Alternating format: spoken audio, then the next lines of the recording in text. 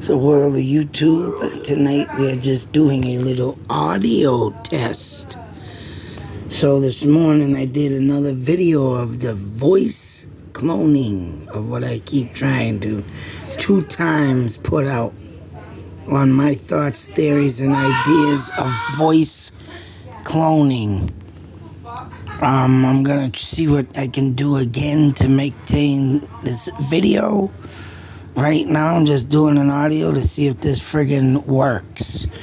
But I can tell you, beware of the voice cloning.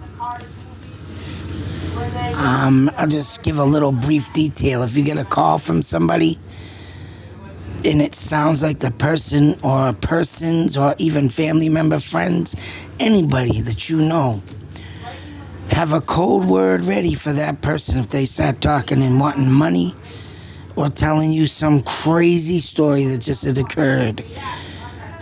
Have a code with your people while in mid-talk. Or what about this? Or what about that? And make a code word. And if they do not use that code word, then you are definitely in the mix of a voice cloning call. Let's see if this works. Be safe, take care. Always beware. Voice cloning is a thing now. Is a scam. Is a very bad thing of the future.